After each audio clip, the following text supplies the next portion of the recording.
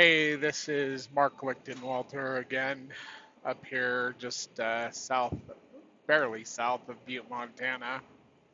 Headed back to Price, Utah on the 10th day of October 2025. Last night I had a request to hear my story, so I thought I would attempt again to make a video talking about my story. So, this is part one, my early history, my childhood and teen years. So I was born in June of 1977 in Layton, Utah. I was born to Mark Trent and to Carla Lichtenwalter, who were married 2 years before I was born. They had a child who was stillborn at 17 weeks. So my mom believes that I was the spirit of that child and I came back. I don't know one way or the other if that's true or not. So I was born later in 1977.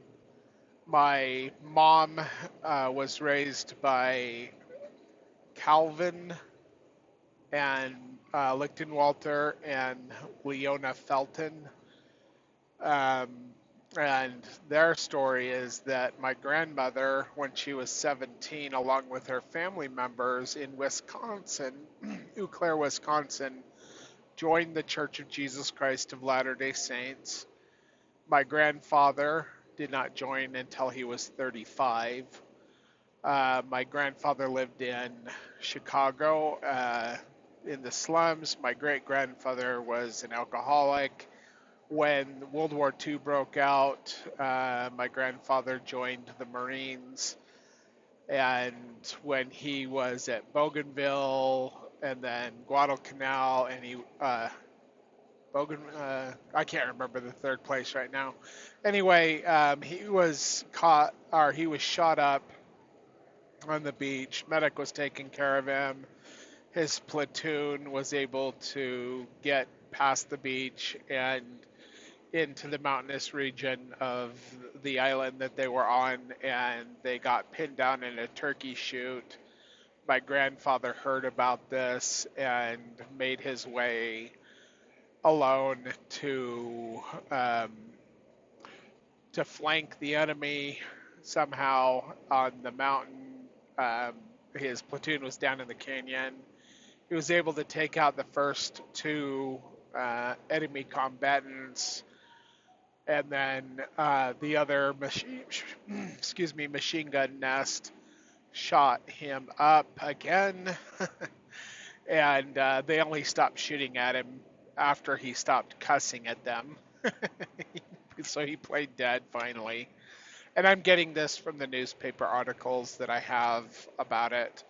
Anyway, after he played dead for a little bit, they started shooting at his buddies again, and he was able to pull himself closer because his legs had been taken out. Um, and he had one grenade and a knife left. He was able to get the grenade close enough to stun the two enemy combatants, and then he went in there and dispatched them, saving his platoon. But in the price, he died. He said that he went to a place and there was a man there, and the man told him that his life was not over, that he had a mission to fulfill still. And so he went back, and when he finally woke up on the medical ship, he learned that part of one leg had been amputated on the beach to save his life, and the other one was amputated on the medical ship. So he lost both of his legs below the knee as a result of taking care of his buddies. Anyway, they had to chase gangrene for a while, which actually caused him to have hair loss at the tender young age of 20, I think.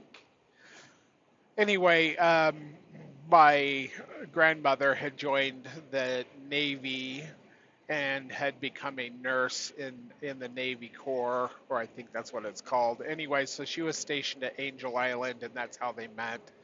He actually had a polka dotted nightgown or hospital gown that somehow he had gotten when all the other ones were not designed like that. Anyway, but he was a character, and after he had been in a wheelchair for a while, he um, made the attempt and was successful at becoming a person that could walk on wooden legs. Anyway, he went around the West Coast and did speeches on the war effort.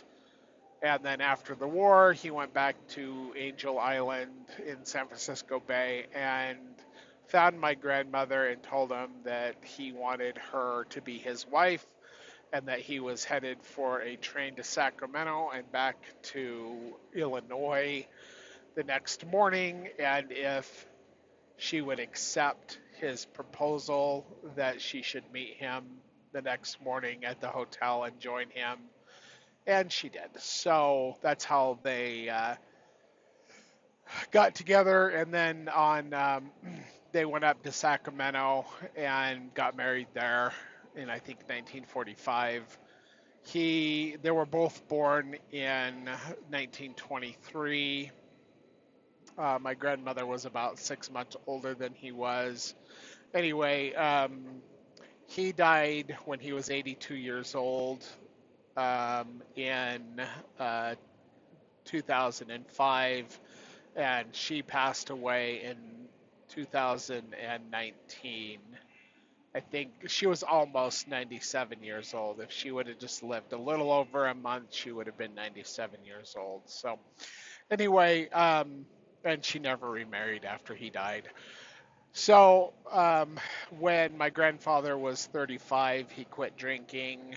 I guess he was a big whiskey drinker, and he joined the church. And because they both had pensions, with him being a double leg amputee and her being a Navy nurse, they didn't need to work, but they did. My grandfather founded several companies, did developments, mined uranium, mined gold, and um, when they were living in Tonopah, Nevada, they actually were allowed, they were given special dispensation from the president of the church at that time when my mother, who was the youngest of three girls, by the way, um, she was about 6, so she was born in 57. Um, so I guess that would have been 63.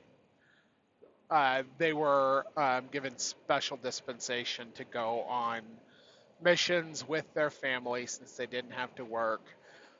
So my grandparents were set apart as missionaries, and my mom and my aunts went on missions with them. So my grandparents served 7 missions for the Church of Jesus Christ of Latter-day Saints. My mom and my dad were also LDS. My grandparents on my dad's side were military. Um, I only met my dad's dad one time, I think, when I was 12. And I didn't know much about him, although I found out later in his obituary that he was a commander of base in somewhere near Cheyenne as a missile base, and also he was at NORAD.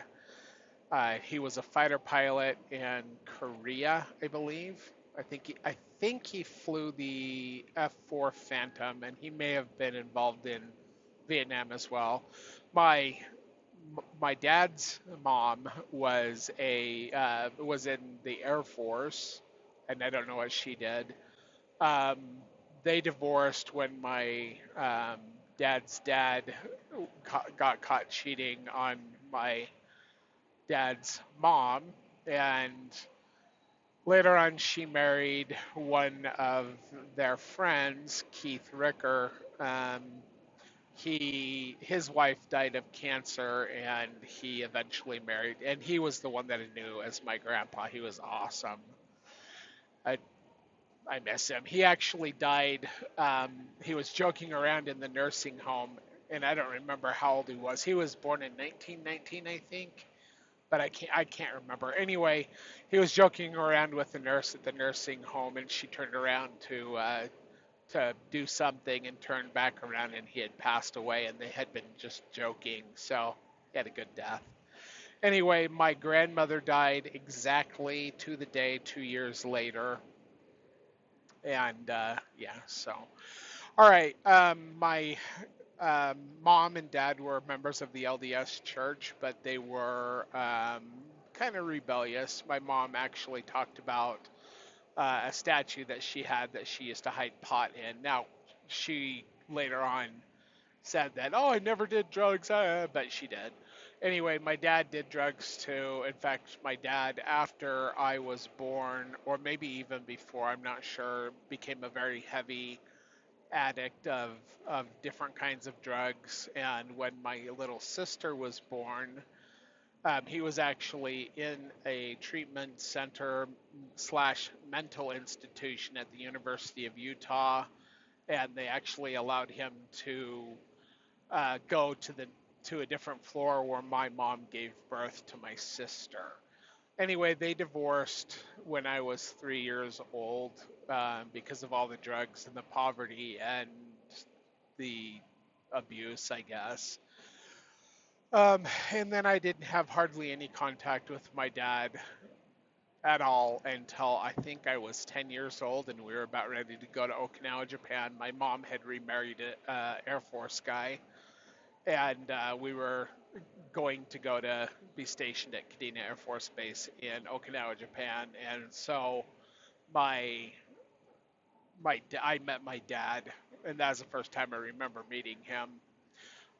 He was supposed to do child support, but he every time they would find him, he would quit his job and move with his new family. He had three other daughters who I've not spoken to in many years. I've not spoken to him since 2006, and I have not spoken to them since about the same time. I don't have anything to do with that side of the family. My father also had, I think, three more illegitimate children. I don't even know what their names are, how old they are, or anything about them. The only reason we know about them is because um, when he was finally caught and had to pay child support, they had to split it up between uh, his six children. So I guess he had nine children altogether. Uh, three with my mom, three with his wife Mary, and three others back east somewhere. I don't know anything about them, but they had to split. Use the fact that he had these nine children, six of them not living with him, to determine the child support. Um, so anyway, my stepdad, my second dad, he was very abusive. His father was also in the Marines and a drill instructor by the name of Dean Kipp. And I guess he was very abusive to my stepdad, who was the oldest. And um, my stepdad was very abusive to me. So I was raised as though I was a soldier, and yeah, I was a mess. Anyway, just I don't want to get into it too much, but that finally ended when I was 12 when he stabbed me in the left arm with a steak knife because I was not holding my fork right when we were having steak dinner, and I always had to sit next to him. I was terrified of the man. Anyway, so my mom finally sent him away. Um, so getting back into the history of my grandparents, um, my mom abandoned me with some strangers, and when I was 2 years old, my grandparents went and found me, and then they started raising me. Um, and their home was in Spencer, Idaho. That's the only place that I consider being a legitimate home when I was growing up. When I was on my mission in 1997, I wrote down all of the places that I had lived and all the times I had moved up to that point. And I was 20 when I was 19, but I was just about to turn 20 when I flew out to Macon, Georgia, well, to Atlanta, Georgia, and then I served in the Georgia Macon mission. So when I got out there, it was 9 days before my birthday, and I was 20 years old when I could remember all of the places that I had lived. And anyway, I wrote that in my journal. I think between my different sets of grandparents, eventually my dad did take me twice when I was in my teens, and then my mom, and then um, other places. For instance, I was at Primary Children's Hospital Psychiatric Unit, West Wing, when I was 14 for evaluation on, um, well, basically what had happened to me with my stepdad. But then there was also other things that had to do with my mom and abuse that she enacted upon me, um, which I don't want to get into here. But yeah, it was messed up. So I was also in Moida Juvenile Detention Center for a little while. I was also when that was I was 14. I lived with my aunt and uncle. Sometimes I lived with let me think. Well, I was in a drug and alcohol rehab center and a youth home, uh, but I that was when I was 14 as well. I didn't use drugs and alcohol, although at the tender young age of 12 years old, I did start smoking cigarettes. Um, anyway, but it was just a place where my mom could get rid of me, and I suffered some abuse in that place as well by the older teenagers who were there. Anyway, I eventually broke out of that place. That's a story in and of itself. Anyway, uh, when I was 16 years old, my aunt and uncle, who had taken care of me several times. Oh, real quick, I had lived in 68 different places by the time I was 20. That's what I was getting to with the journal entries. I wrote them all down and the approximate times that I lived there. And then by the time I was 20, I'd moved over 100 times. But I think that included the 4 different areas that I served in my mission. So, anyway, my grandparents took me almost every single summer, except for the summer that I spent in Okinawa, Japan, and the summers before I was 2 years old, and then several winters also um, in Spencer and also in Nielsen, Nevada, near Lake Mead. In fact, I was down there when the Henderson plant blew up back in the 80s. Anyway, yeah, some kind of interesting history that I have there, right? From a very young age, there was always spiritual things happening around me, demonic type things. My mom said that they happened even when I was like 1 and 2 years old. But the first time I remember anything happening, we were living in North Salt Lake. Um, just actually, you can see the house that I live in just off I-15, and there's like a frontage road, and right before the frontage road goes under I-15, we lived right there. So anyway, the my bedroom was on the east side of the room, and I remember it was a Saturday, and I was waking up to go watch cartoons. I was 6 years old, maybe 5 or 6, because it was well, my my stepdad and my mom got married when I was 6. and then I think they got married because he got her pregnant. Anyway, because my brother's 6 years younger than me, and they married when I was six. So anyway, so let's see here. Oh, so I didn't have any curtains on my windows, but my bedroom was on the south. I mean, on the yeah, the southeast side of the house, and I remember no, it was the south.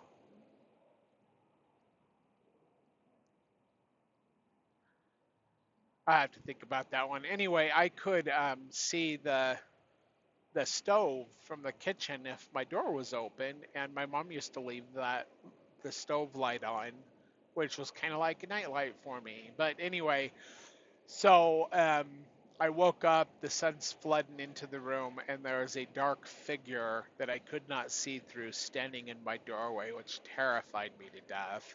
And this is in the daytime, by the way. Um, it looked like a man that the silhouette or shadow of a man wearing something sort of like a top hat and a cape. I didn't know what to call him, but that was the 80s, and Star Wars was a big thing, and so I called him Darth Vader. That same individual, um, the demonic type individual, um, hold on here. Anyway, he was always around me, um, like wherever I went. And part of the reason I think that,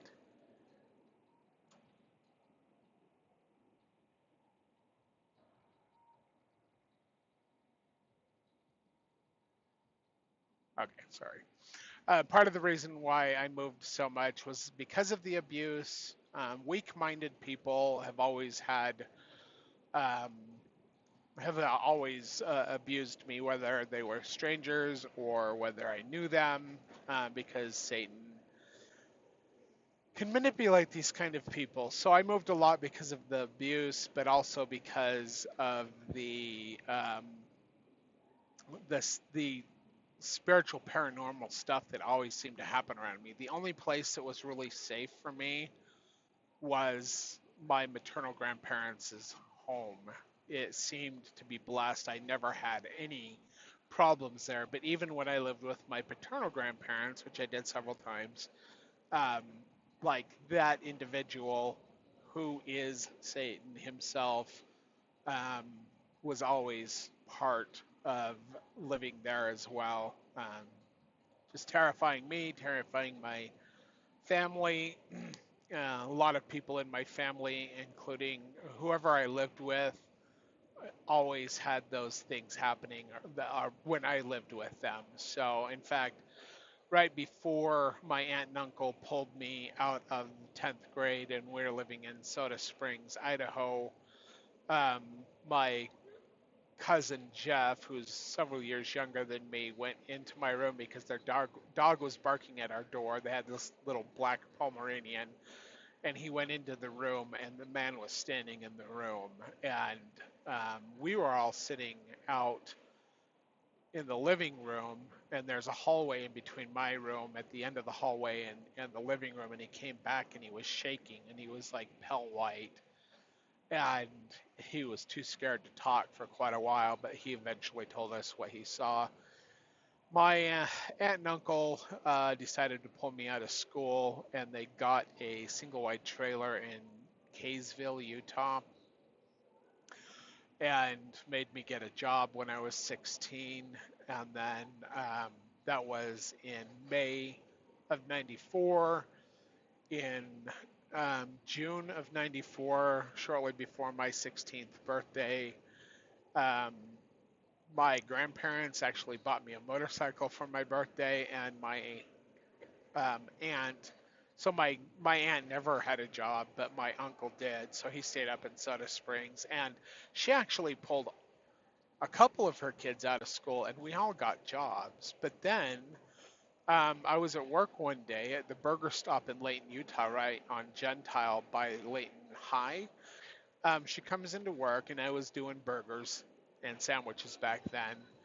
at that place and fry cook and whatever. And she told me that she was going to visit her husband and she was going to take her kids. And here's the keys to the single wide trailer home. And then so after work, I ride my motorcycle home and all their stuff is gone, and there's a note on the counter that says you're old enough to take care of yourself and you're not my responsibility. I called my mom. She says her new boyfriend doesn't like me, even though he had never met me to that point. Eventually, they got married. His name is Greg Van Wagenen. Anyway, so yeah, it was just a mess. Anyway, so I ended up living in that place as 16, 17 for just a little while, and then eventually I became homeless after that, living in the rafters of my friend's garage, and his mom used to let me come in the house to take a shower, and I would use my motorcycle to go to work. My grandparents found out what was happening, and they eventually found me again and took me up to Spencer, Idaho, and I got a job working for Larson's Farms, driving a 6x6 1945 deuce and a half with a potato bin on the back during harvest season. So this is like September, October of 1994, working midnight to 4 p.m., 6 days a week. And then I got on a list to go to Job Corps in Clearfield, Utah, and my trade of uh, preference was diesel mechanics. I got my GED there with honors, whatever that means. I think my overall test scores were 97%,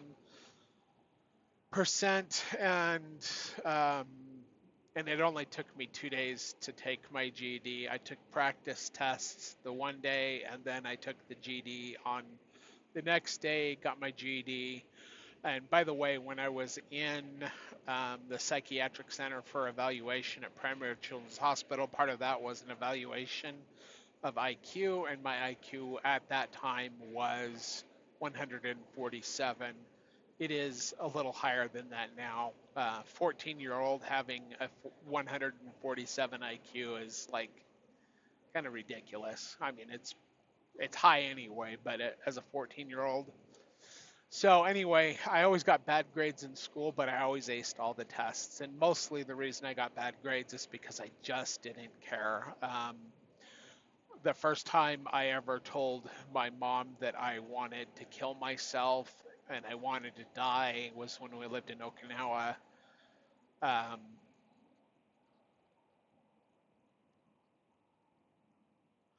she said it was when I was 9. That doesn't make sense because we went there when I was 10. So I don't know. Anyway, she said I was 9 when that happened. I actually suffered suicidal ideation up until I was about 35 years old and have tried to commit suicide several times in my life. Um, I've got all kinds of scars. And I was very intent. I wasn't crying out. It was, I want to die. I've hung myself 3 times. I've done a lot of things to die, and I could never die. I've been blown up. That was an accident. Everybody thought I was dead, but I wasn't. And then that same day, because we started the fire that caused the explosion in this junkyard in Farmington, Utah, we ran up around. There's like a little reservoir with these old dams, Pioneer era dams, and there's like this rock thing that there's like a higher portion of the reservoir and a lower portion, at least back then. I haven't been there in years. Anyway, and it was in the winter, and as we were like jumping across these boulders to get away from this explosion that we caused, I slipped on the ice and fell down into the frozen lake below with the little waterfall that was there and went into the ice. And I don't know who saved me, but they threw me in a bathtub full of hot water when somebody actually did save me. I didn't know how to swim. Anyway, yeah, all kinds of. I could like this. My story can go on for hours and not even get to the spiritual parts that have to do with the Father and the Son. But anyway, so let's see here. All right, so that's the overview of my early life when I was in Job Corps in 1995. So I was in Job Corps from October of 1994 until March of 1996 when I completed my diesel mechanics degree. And also in August of 95, I got my CDL, Class A CDL, so I was 18, just barely 18, a couple months. Anyway, and then I graduated in 96. I became homeless again. I did have a job driving produce truck out of Bountiful, Utah, delivering to like all the way down to Nephi or all the way up to Cache Valley, Utah. Mostly Reams, Smiths, and Albertsons. Anyway, I ended up homeless. I bought a car, or actually, my grandparents bought the car with the money that I earned from being in Job Corps, and so it was like a pretty nice car for me. I mean, it was great. Anyway, ended up living in that in Davis County, and then going out to San Francisco, and because that's where I was conceived, according to my mother. Anyway, and ended up homeless around there and around Stockton, and then came back to Utah. I was homeless around there, and then I was very suicidal at the time. Also, real quick, I know I'm jumping around a little bit, but so in I never really liked the LDS Church. Um, I didn't like the people, and it was mostly because my mom used to get up and fast and testimony meetings and talk trash about me in order to gain sympathy from the members because I was very angry because of all the stuff that I had been through. You know, as a teenager, I was very angry. I was probably more angry than normal, just because of the neglect and the physical and mental and also sexual abuse that had happened to me as a kid that my mom allowed and that my mom committed. And I don't know what that's all about. There's large portions of my childhood that I do not remember. I do remember some of the sexual abuse, and I remember that she committed it. So there were also other sexually things that happened to me because of teenagers, and specifically one specific teenager that was older, way older than me, who was a girl. So I never remember any male abusers, but I like there's a lot of things in that aspect that I don't remember a lot of. I just remember certain things, and I've always remembered them. I've always remembered them. So anyway, but the abuse, the physical abuse, got very violent, and I do remember some of that, but I don't remember all of that. I was terrified as a child whenever I lived with my mom and my stepdad. Anyway, I eventually in '94 got saved. In fact, that was November 25th, 1994, and I was right around Thanksgiving, if not Thanksgiving itself. I remember I was on Job Corps and I had this friend who was a Southern Baptist, and um, I used to go to church with him, and I considered myself a Southern Baptist. Anyway, so after, and that was in 1994. In '96, I had gone pretty goth and very suicidal, and then I was homeless, and I wanted to die, but I was scared to death to go to hell because I didn't want to kill myself. Well, I wanted to kill myself. I was scared if I did kill myself, that I would go straight to hell. So I used drugs and alcohol to alleviate my mental anguish and became a pretty hardcore drug addict and alcoholic. Uh, in '96, I was about to be homeless again because I was staying with friends, but like I hurt my back at this job that I had at the Red Lobster which is still there in Layton, Utah, and like I could barely walk and I couldn't work, so they fired me. And I hurt my back at work, but I didn't know about workers' compensation back then. Anyway, it was such a mess. My whole life was such a mess. I don't know how I survived it, but I did. So anyway, I decided I was going to be well, I was going to be homeless again, coming up into October, November of '96, and I made a very large attempt at suicide. And I'm going to leave it there for this part, um, because what happens next is my conversion, and I want that to be a separate video. So I was a drug addict. I did try to kill myself.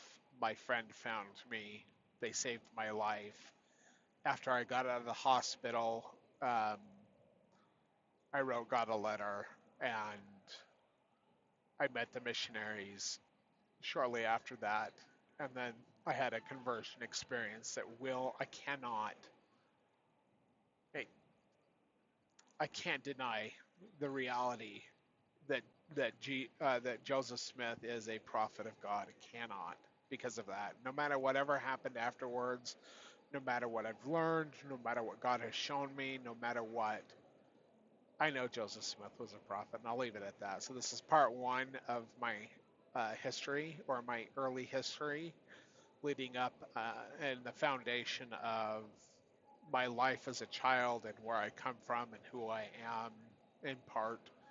And we'll leave it at that. So thank you for watching this video. Please like, share, comment, ask me questions. Please, I always leave my comments open if you want to know anything about anything. I can either text response to the comments in this video, or I will make another video explaining more in detail if there's any questions. Um, Thank you for watching, everyone.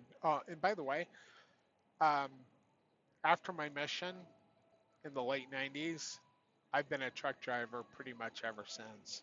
So, love driving truck. In fact, I am in, I think this is Dillon. Maybe I passed Dillon already. I'm about an hour away from where I grew up in Spencer, Idaho. I'll be driving through there today. So headed back to Price, Utah. And by the way, um, I live in Emery County, Utah, if you're interested. And I drive mostly the mountain states. So sometimes go to Portland, sometimes go down to south of Phoenix. Spent a lot of time in Idaho and Montana and Utah. So, all right, take care, everyone. God bless. Oh, and by the way, I am married. I've been married for 13 years, and we have 5 kids.